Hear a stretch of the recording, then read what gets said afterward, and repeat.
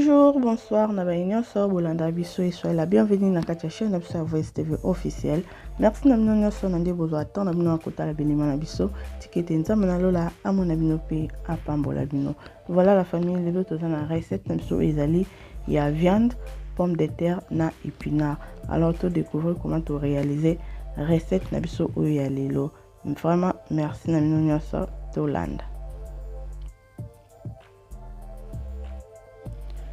Pour la recette, nous avons besoin de viande, nabiso yangombe, tomate, nabiso, ciboule, jeune oignon, nabiso, ail, nabiso, assaisonnement, muscade, mélange à herbes aromatiques, mungwa, tout ça, poivron, nabiso ya rouge. Tout ça, na carotte, nabiso, tout ça, pomme de terre, tout ça, oignon, nabiso, et puis tout ça, épinard, nabiso.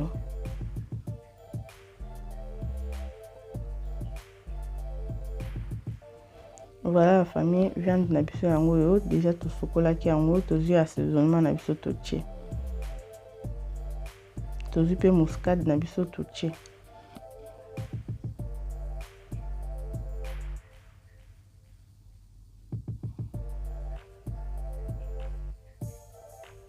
Pour mélanger muscade na biso na assaisonnement toche na kati ya viande na biso.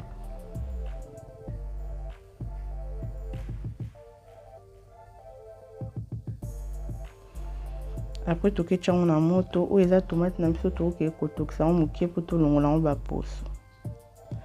Voilà a tozongi tozokata poivron rouge na biso.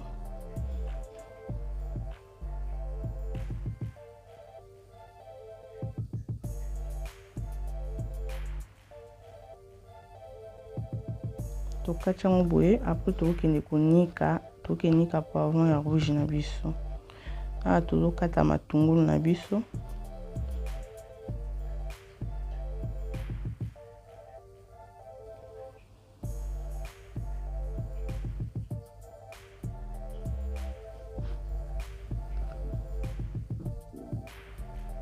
Tokata pe ba jeune oignon na biso.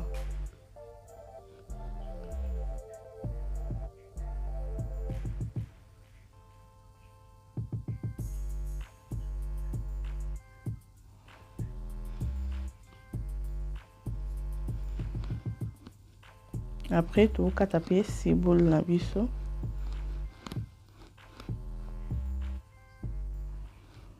Voilà la famille viande na biso yango to tia na moto ezotoka. Awa tozongi pona tonisko yo to kalinga viande na biso.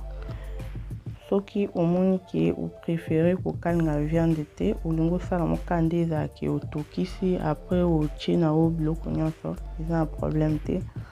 Osali méthode ou ekozala facile na simple pona yo. Voilà la famille, on a toujours continué à kalinga où ils allaient viande na biso.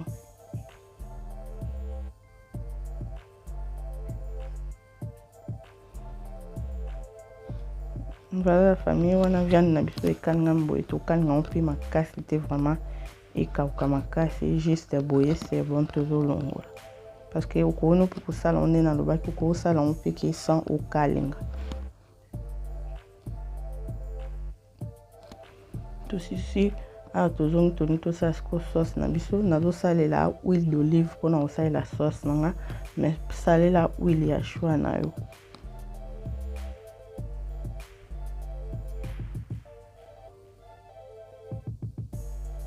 Toche huile na biso, huile d'olive na biso.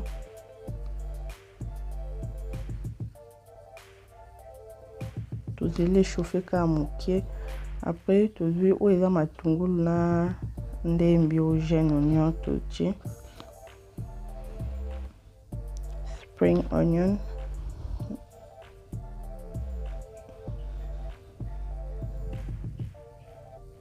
Et puis tu veux tomate na biso au tolongola ki totokisa ki pona kolongola ba poso. Après tu kata ki on te kocha. On eza jika ya tomate wana ebima na tomate na biso. et puis toujours râper ail na biso.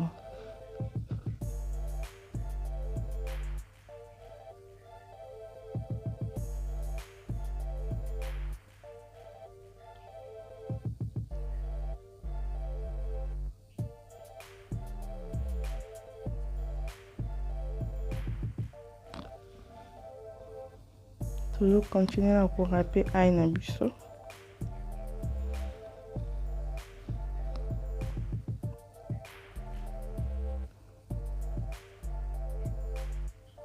Après tout baloli.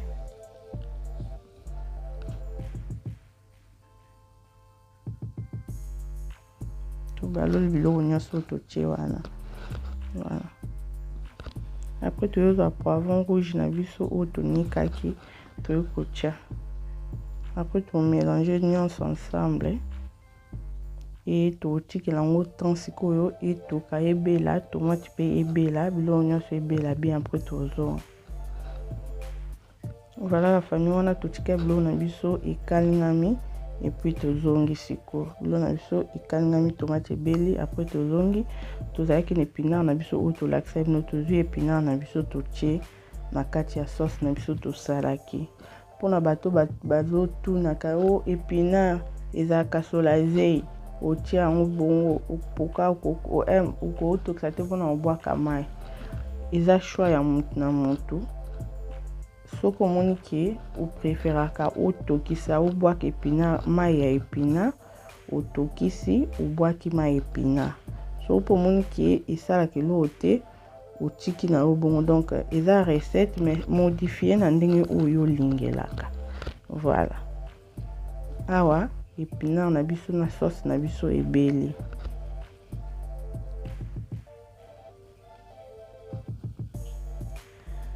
La viande na biso tokanga tozongisa on a kati soupe na biso o totokiselaki asko tozui pomme de terre na biso na ba carottes to ko mélanger.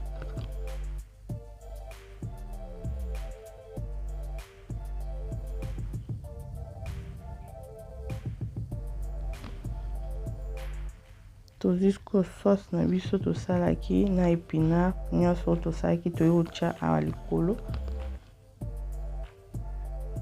Tozwa mai tocha toche moi mai parce que pomme de terre fait toka en plus pe pomme de terre fait tika na moi soupe. Voilà tout mélanger siko nyonso.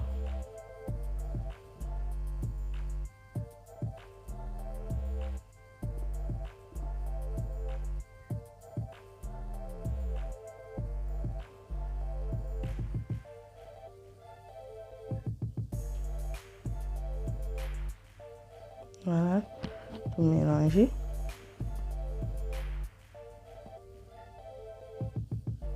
Tozui mungwa toche. Toningisi siko to baloli. Et puis totika ngoskoyo et toka nango bien pour pomme de terre na carotte et lemba. Voilà la famille, on a carotte et on a bleu na biso ezotoka.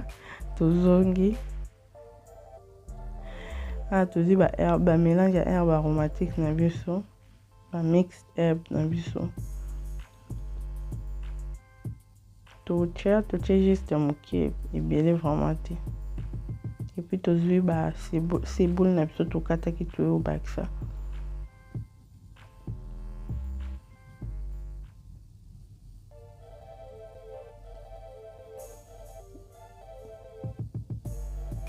Voilà, et puis tu quand on toka juste peut-être pour 10 à 15 minutes pour te dire que pomme de terre ça non te kilo comme on met la macasse na moto. Viande na biso toka qui kalingama qui sauce na biso pe bela ki na. Voilà. Ah tozongi les choses. Après 10 à 15 minutes tozongi. Voilà. On a balola balon te parce que na limite pomme de terre na comme poto na ngezi etikalaka mibimba.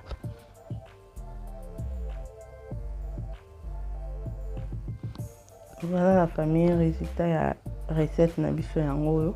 Vraiment nde toloba bandeko, eza recette auto présenter mais moto na mutako ko modifier yango na ndenge na c'est juste pour pesa idée ou ko modifier na ndenge olingelaka parce que biso nyonso tolia ndenge moko te. Voilà la famille, so bosepeli na recette, commenter, aimer, partager et kozala malamu. Et si vous êtes abonné à la chaîne, abonnez-vous, activez la cloche de notification pour permettre à vous abonner à Sika tant écoute na la chaîne pour na lelo to suki atokuta na balasima nzambe na lola abate la bino. Bye bye.